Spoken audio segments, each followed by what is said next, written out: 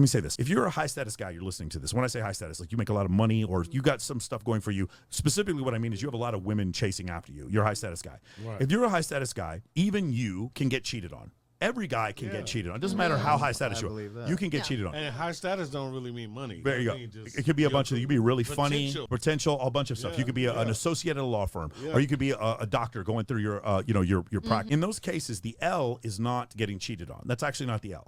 I've said this before. Anytime a girl cheats on you, she's doing you a favor. The L is not getting cheated on. The L is then going back and lying to your friends, coping, telling your friends that everything's going to be fine, and then after you do that, then you get back with her, and then she cheats on you again. That's the actual L. That's like getting burnt, and then you don't tell her, and then you f her again, and then both of you guys are burnt. Again, the biggest thing that never happened to me. The biggest thing to me with cheating, like, so back when I was 30 and I went into drug rehab, one of the things that happened is I got cheated on for my first time that I knew of. So I don't even want to say it could have happened, but it's the first time I knew about.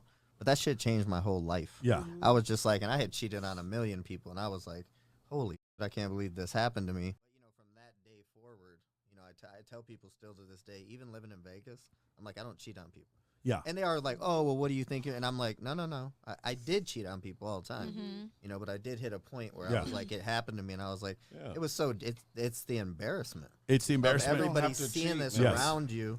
And them doing that, your friends see. I always tell people, everybody sees, everybody knows. Yeah. Listen, my uncle used to tell me you can have as many bitches you want, but if they not sitting at the same table discussing what they gonna get you for your birthday, you're not a player. That's not being a player. Oh wow. If you gotta tell that you with, like, that she's one of y'all and she's one of y'all and she's one of y'all. See, I don't. That's your sister. What's the statistics? Hey, how you doing, honey? What's the statistics of? Hey, I'm married now. I'm saying that's no. That's the funny thing is, Rach is in a group chat that my girlfriend is leading right now for my birthday party. It's funny that you. Thank you. Come on, man. It's real shit. I'm saying. Have you seen that before? What? What are you saying? Girls all being like, I live that currently. There you go. But there is one girl who understands. My girlfriend understands. She's in charge whenever we go do stuff. We'll go on. We'll go out. We'll on vacation with girls together or whatever. But she's the leader. Now, do you think you let her be the leader? Yes. And you have to let them be the leader. You have. I believe you have to let them be in that case. But anybody that I've talked to with the whole poly type of thing, and I know that that's not poly, but. Polygyny. What I do is called polygyny. What you're referring to is polyamory. Yeah. Right. And I just, I was talking to, we had a few on our show, and it's like their relationship never went over 6 months. So in changing it to what like you do, does that at some point, whether it's 6 months, a year down the road, is there finally when a girl's finally like, you know what, I don't want this to happen no more? I think it'll stop happening if the girl was, say, like compromising in order to make you happy. Then for sure, if a woman is actually into women, then you won't be an issue. Like actually, the couples that I know in Vegas that have lasted the longest are where a woman is bisexual. She's very much like you don't have to ask her to go be with other women. She would like break up with you if you told her to not be with other women. Does that make sense? They go get the women for you. Yeah, but like but that's you have to find that. And that's but human nature though. I mean, at no point do they get upset? Like, I think they progressively get less upset once she understands that she's not going to lose you because of this type of situation. Yeah. And listen, let me say this: Muslims in the Muslim culture, you can have 2 wives, but your first wife has to pick your second wife. Yeah, it's not about. Oh wow, I would be down with that. It's not about your pick. It's about you let her. Yeah. That's why I said you got to lead. That's why I was saying you have to let him lead. Like you have to. Yeah. That's the only way it's gonna work.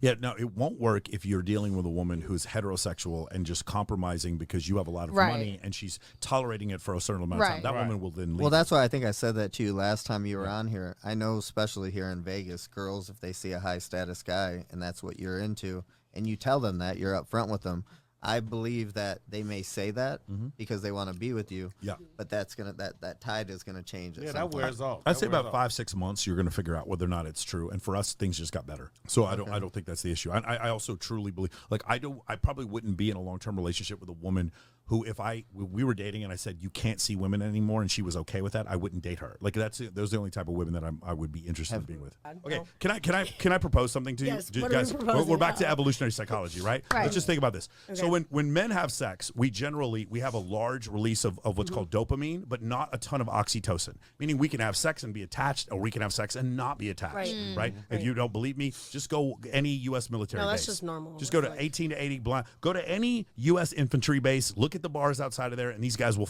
anything that moves, right? Yeah. Shout out to my brothers in the U.S. Army, okay? 18 to 80, blind, cripple, or crazy. Thank you for your services. Or like they just say, or like they say in the Marine Corps, 80 or 280. You know, they don't give Right. Okay, now, here's the thing. For women, when they have sex, especially initially, there's the dopamine release, but there's also an oxytocin release. Right. So they will get more Connected. attached and more connected. So sex means more, which is good because that's essentially, there we go, oxytocin helps us bond. So this is what you want, right? Now, here's the theory, and you guys can just go along with this, and there's been studies that show this, is the idea is that as woman has more sexual partners, that oxytocin release lessens and lessens and lessens and lessens, and then you're Nikki Benz. And now you're just like, you have a boyfriend who's like your friend, and you f them, but you can also people, and there's no attachment. Whereas for like you were saying, there's still a line for you. The line is 8 black people at the same time. Hold on, but look at her face. It's like that's crazy. But doing doing studio with Carrie and Lee, that's crazy to a lot of people. Right, that's crazy to a lot of people. But like, hold on, a lot of girls having sex with 2 guys in a year is crazy because of the oxytocin connection. Wow. And so what I'm saying is, See, that goes back to that. and I think the oxytocin's the one where you care, right? yes, Yes. I think that. and there you go, and that's You're a man. and I will. That's So I why will they tell say you that women, like if you have less sexual partners, they're more willing to stay and more willing to cheat less because they have more oxytocin for the man. yes. What? Okay, I can tell you Holy one. So it's about like the double standards. Like, you know how I've heard you say this before, that it's totally okay for a man to have like multiple women around him or even like sleeping with them sexually. Okay. But when a woman has multiple male partners, it's not like the She's same. It's kind of more frowned upon. So let's talk about a couple of things. So let's keep morality out of it. Okay. Let's go back to the dopamine and oxytocin thing I said. If a man has sex with 500 women, his ability to produce oxytocin, love his wife, or love his children doesn't change. But a woman's does. And so there's a biological necessity for it. That's the first one. The second one is an evolutionary necessity. And whereas if you've been with a lot of men, I cannot be completely sure. Now I can now because of genetic testing, which has only been around since like the 1980s. I'm pretty sure that the child's mine, but I'm not completely sure. Right. And so that's the most important thing for me genetically is to pass along my lineage. But you've just been with so many men, I just don't know if that's the case. But you always know the child is yours because it came out of you. You see what I'm saying? Exactly. You're asking from a moral standpoint, is there a double standard? I'm just explaining to you from an evolutionary standpoint, there's always going to be a double standard because I can bench press 3 times as much as you because I have 17 times as much testosterone as you. For me, sex doesn't mean as much. So I'll give you a couple of statistics, right? When women cheat in a relationship, 78% of the time they report less satisfaction in the marriage. Okay? Got it? In a marriage. When men cheat, do you know what the number is? It goes up. No, it's 0. Men who cheat and men who don't cheat report the same satisfaction in a marriage. Because cheating has nothing, when men want other sex from other women, has nothing to do with their current relationship. Nothing. They can have sex with another woman, come back, and it has nothing to do with their current relationship. That does not work for me. Psychology. You're trying to describe a moral double standard. And my point is there's always a double standard because my bones and ligaments are bigger than yours. Like we're just not, there's just the testosterone thing is We're not the same. It's so dimorphically different. The second study is when women cheat in a relationship, they fall in love with their affair partner 83% of the time. That is 1.5 standard deviations. I don't agree with that at all. What do you mean? Actually, because I've cheated a lot, and I still went back to my dude, and I still loved him, but I just wanted to get fucked by somebody else. But my point is fair. so 7. Right. I know. But Ali, the point is 17% of the time women just wanted new penis. You're right. I just want to get this is true. You're just part of, you don't disagree. You're just part of the 17% that just don't want to do maybe that. that's what it is. I'm part of the 17 But too. you also said Okay. most It's girls, okay. most women do not have sex on only either, right? So you're outside of a standard deviation just because of that. Yes. Right. If I say there's an 80% chance it's going to rain tomorrow and it doesn't rain, it doesn't mean I was wrong. It just means 20% manifested. So what happens is, in this case, 83% of the time when women cheat in a relationship, they fall in love with their affair partner. For men, it's 29% of the time. When women cheat, it is because they want a new partner. When men cheat, they want to put this in something different. That is all it is. That's all it is. That's all it is. And so there's a genetic proclivity for men naturally, and I'm not excusing it, and I don't think men should cheat, but there's a genetic proclivity naturally for men to want to have a variety of sexual partners, and for women, they can do the same thing, but when they do so, it's generally because they don't have the ability to produce the oxytocin anymore. And so now the problem is, you might say, well, I'm just like men. I could lots of different men and not feel weird about it. But the problem is now what's going to happen when you have children, and are you likely to leave a relationship when things are inconvenient? Do you see what I'm saying? Yeah, exactly. And so that's the reason why. So is there a double standard? Yes. Are there reasons for the double standard? Evolutionarily, there are reasons, and conventionally, there are reasons, but it's still a double standard. That makes sense? Wow. It makes sense to me, and I totally agree with you. Yeah. It's like, come on, man. A girl can't. No man is gonna want you. A fuck ain't gonna even want to get you pregnant if you. So here's the thing. A man, there are men who will want you. You won't want them. So you're going to be searching from the bottom, like 20% of the Tinder barrel. Once we get to the point where it's like, yes, I've had 4 kids. You know what I'm saying? I used to do porn. And then like we come to this situation, like who wants to wife me up? Well, you're physically attractive. There's some men out there who haven't had sex. Like 26% of men have had 0 sexual partners ever under the age of 30. Right. And then 34% of men have had 33% have had 0 sexual partners in the last year. Wow. 33, a third of men, 0 sexual partners in the last year. Right. So, you see what I'm saying? Crazy. So the thing is, there will always, for lack of a better term, there will always be a simp to bail you out, no matter what. Yeah. But will you want to marry him? Right. And the answer is, when you're 36, the answer is maybe you will. Right. Maybe you'll see, and then women Depending on how always much money wait. he has. No. When they wait till they're No, cute seriously. and they're all fine and they'll diss the shit out of every guy, and then when they like 37, then they like desperate almost. Yeah, it's funny how many women hit me up after 10 years from being here, and they're like, I've always had a crush on you. Like, no, you get out of here. You didn't have a crush on me 10 years ago. There's no way you had a crush on me. Yeah. But they'll say that, right? Because I didn't really change, or I got in better shape, and then they didn't.